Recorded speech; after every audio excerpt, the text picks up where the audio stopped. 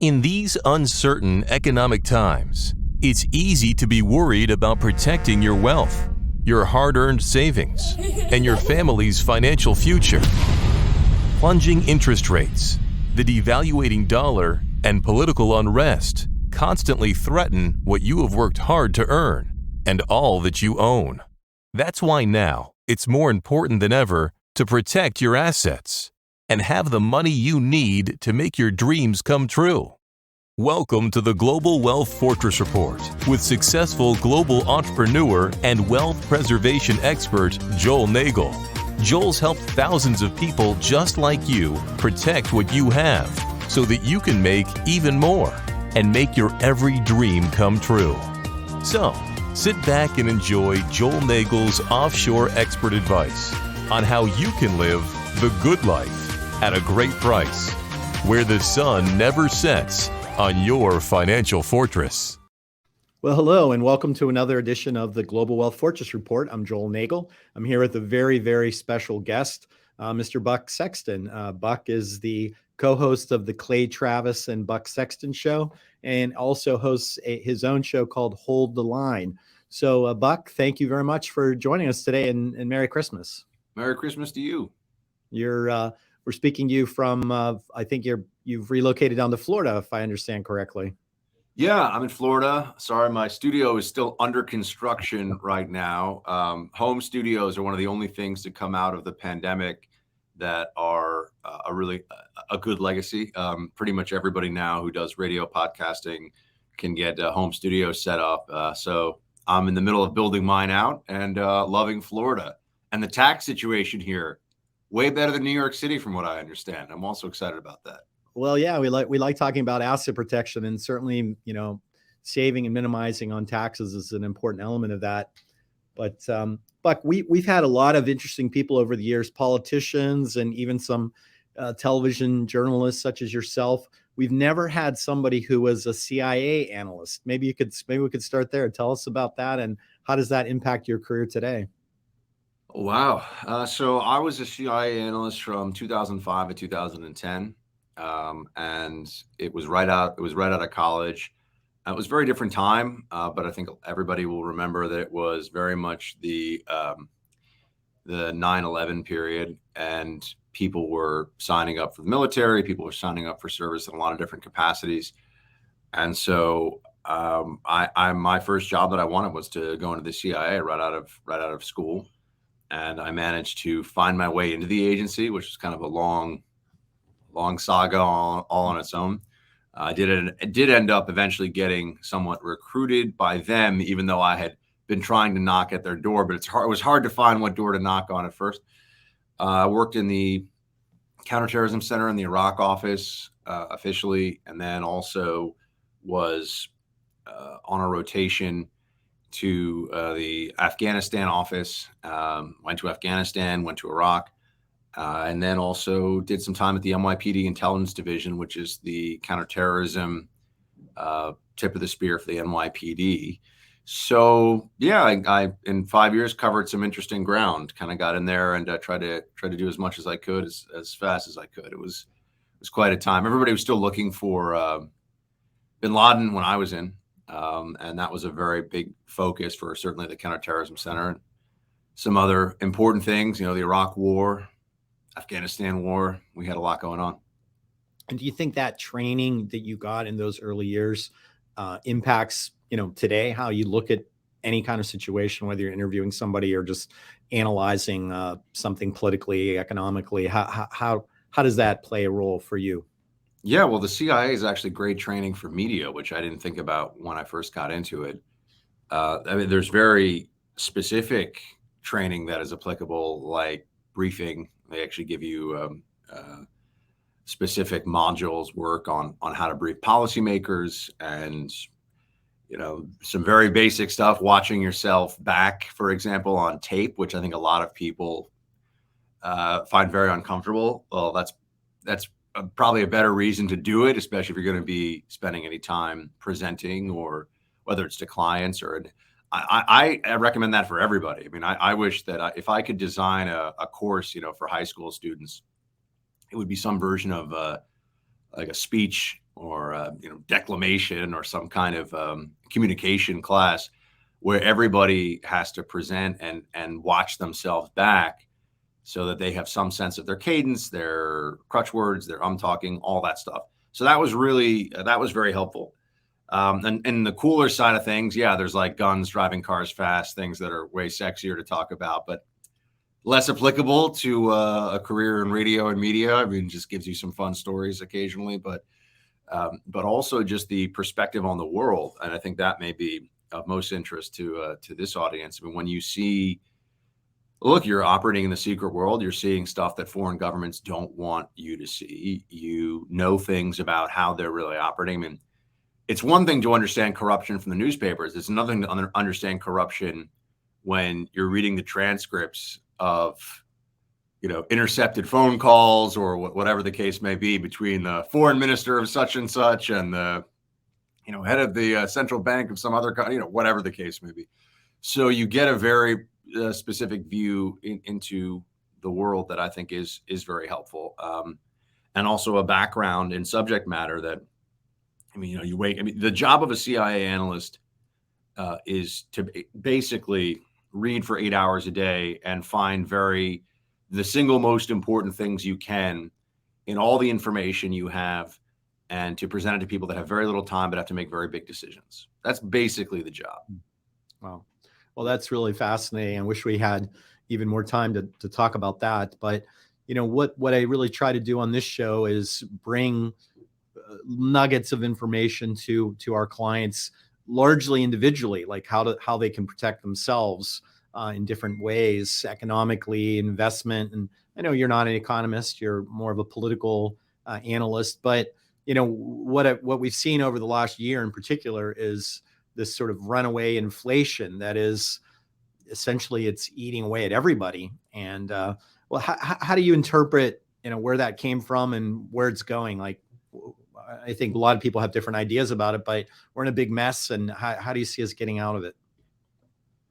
Well, I'll just start with, it seems to anybody who is paying attention, if you were running an experiment in how to create inflation, artificially shutting down the economy when you're already close to $30 trillion in debt, artificially shutting down the economy and paying people to not work, so no productivity attached to the dollars that are going out there, and doing this to the tune of trillions of dollars. I think it was 6 trillion in the first year.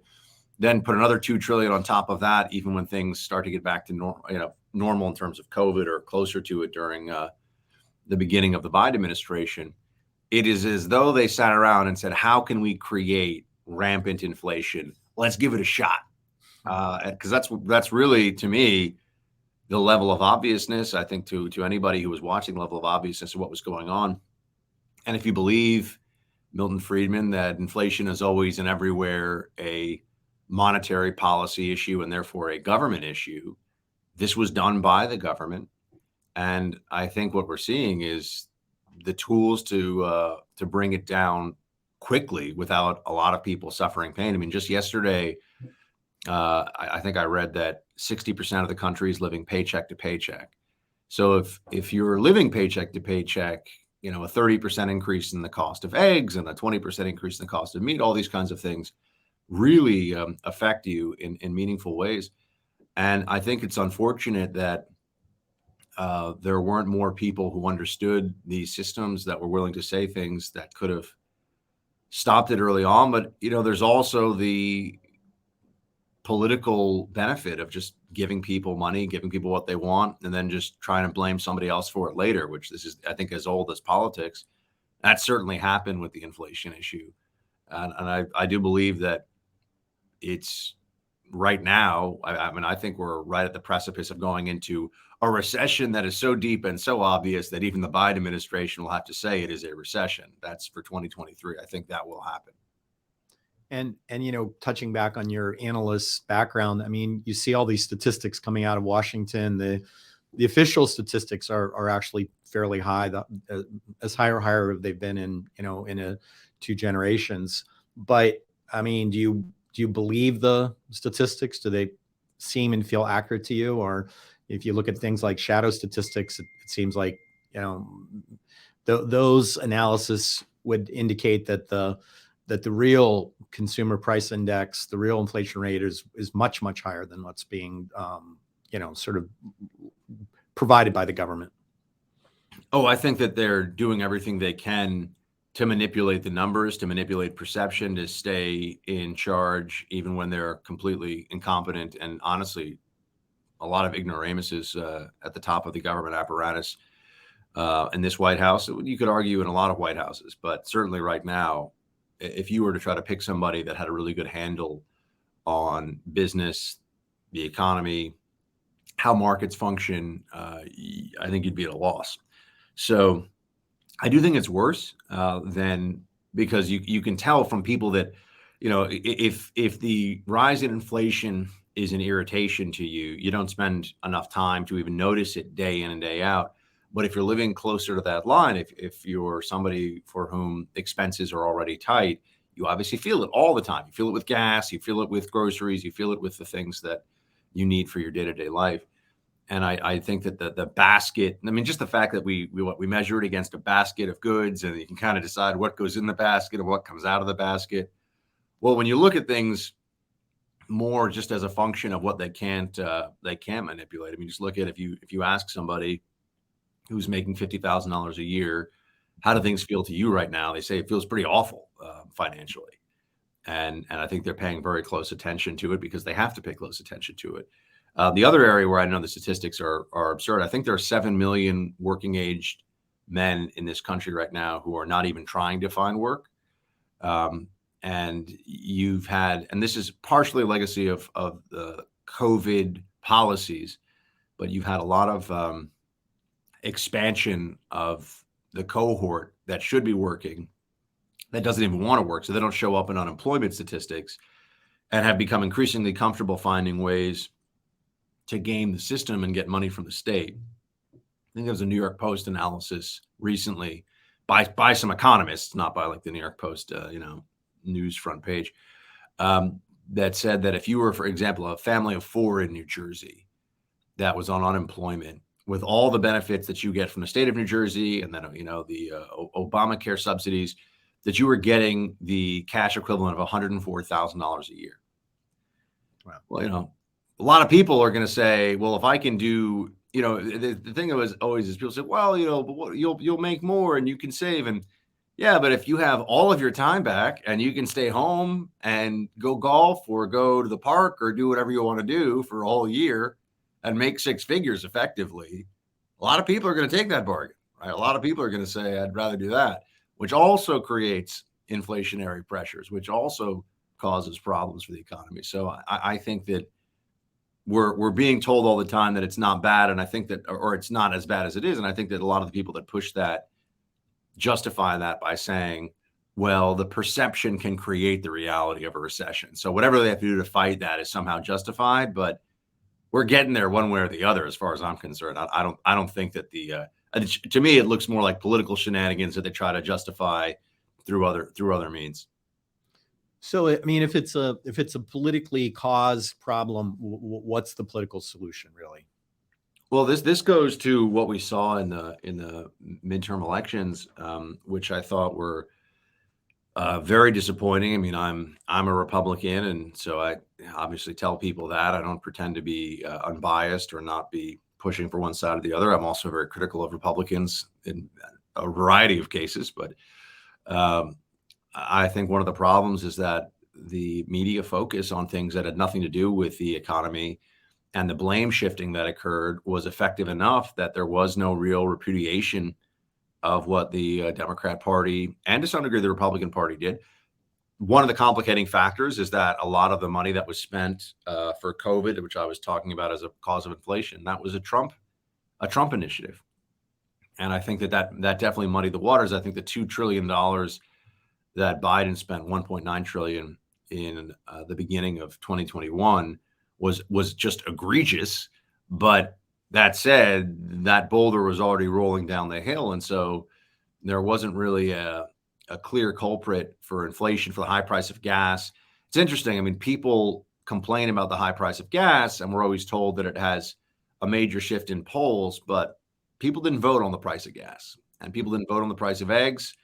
And it was really just people came out and voted exactly the way you'd expect based on party affiliation, with the exception of some independents and some Republican, particularly college-educated Republican voters, who voted on issues of democracy protection, election issues, and really just couldn't stomach some of the Republican candidates that were put forward. I think the data is pretty clear on that. So you didn't get an economic you didn't get a referendum on the economy in the midterms, which is frustrating because now it just means that things will continue as they are largely. Republicans have House control that'll slow things down a bit, but no major changes that I think would be really positive for at least a couple of years. And what does your crystal ball say about the next 2 years? Are we going to be in an election cycle that's determined by personality, or will some of these substantive issues really be the driving determination about who votes and who ends up getting elected? Oh boy, I think it's impossible to know at this point what even the primary issues will be.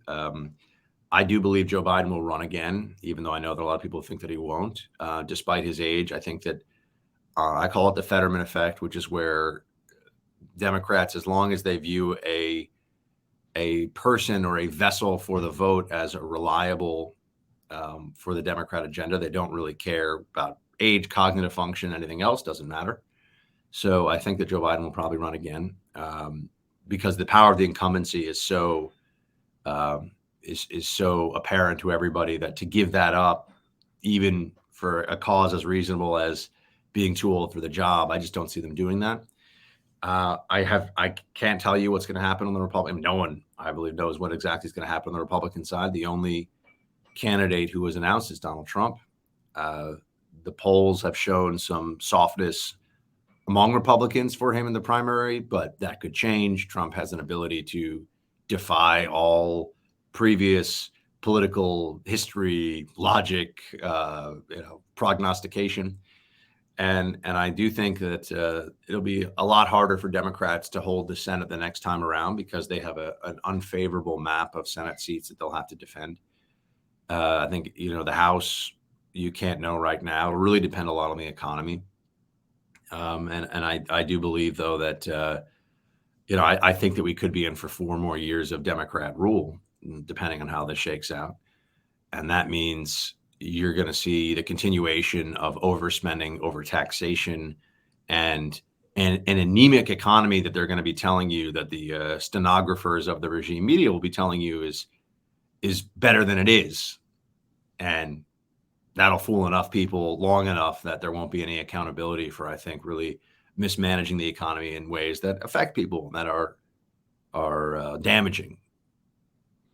Do you see the takeover of Twitter by Elon Musk as somehow playing a different role in the next election cycle?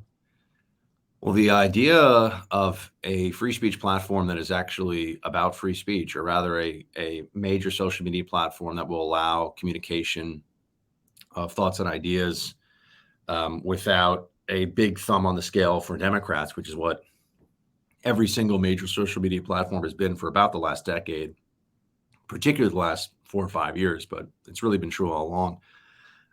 That would certainly be helpful. I think Elon Musk is, from what I can see as we speak here, I think he's starting to tire already of all of the pressure, scrutiny, outrage.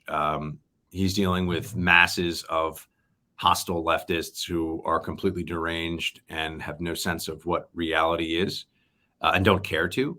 So they think that creating a space where people can enjoy free speech is the equivalent of violence and is destroying the republic. And the Democrat Party has, and this is an argument that Democrats don't like, but I'll win it with anybody, has as a party embraced really the abrogation of the First Amendment. They don't believe in it anymore, whether it's speech equals violence or their hate speech doctrine or their doctrines on transgender ideology and a whole range of things, election denialism, whatever it may be.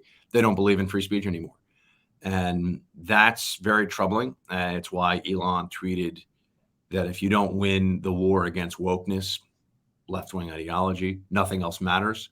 And I do think there's truth to that, at least for the country.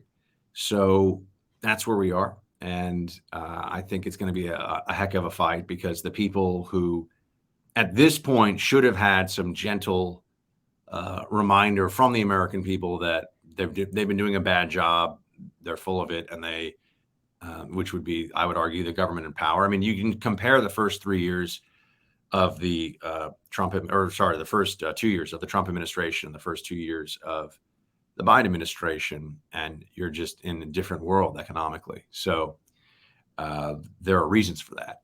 And people can say that it's just circumstance and situation, but there are also policies and decisions. So I'm concerned that things will get a lot uglier. I also think that it's likely they'll indict Donald Trump. And so you'll have somebody who is running as the Republican candidate against the regime in power who is facing federal felony charges and the possible trial by jury, and who knows what comes after that. So it will be interesting for all of your folks, for all of us. It'll be interesting. Yeah, the Chinese have a saying, "May you live in interesting times," and I think we certainly are living in interesting times. And before I let you go, I know you have to run off to a bunch of other things, but I always try to ask my guests from from their own perspective, what would one thing that you've done or thinking about doing to protect your own wealth? I think if you could, I don't mean to put you on the spot, but I think people would like to hear how you might answer that question. No, that's a fine question. I mean, I'm a novice at both having any money to try to protect and how to protect the money. So it's a recent phenomenon for me. I used to be in the eggs going up 30, and I say used to, until the last couple of years, eggs going up 30%. I noticed that. I had to pay very close attention to my expenses. I have some precious metal holdings, not as much as I would like, but I am a believer in gold, especially as things maybe get particularly ugly here. I've invested in real estate. I mean, hard assets. I'm a believer in that. I try to, because I'm not an expert, I try to focus on the basics, right? If I was learning basketball, it's,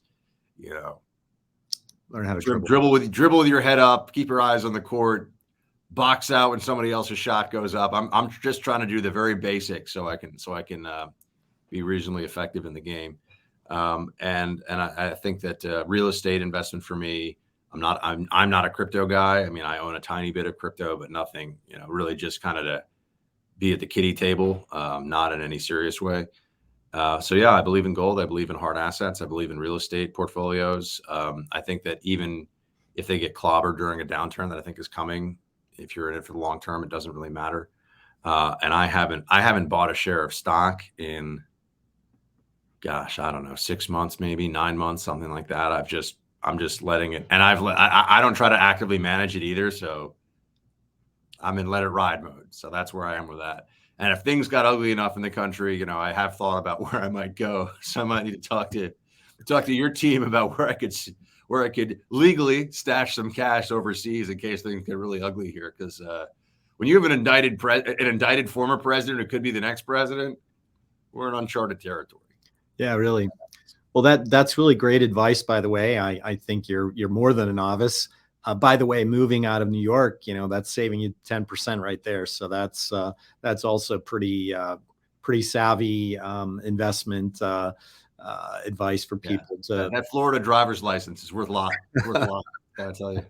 So last thing, if folks want to keep up with what you're doing on radio or on your broadcast, what's the best way for them to do that? Well, thanks so much.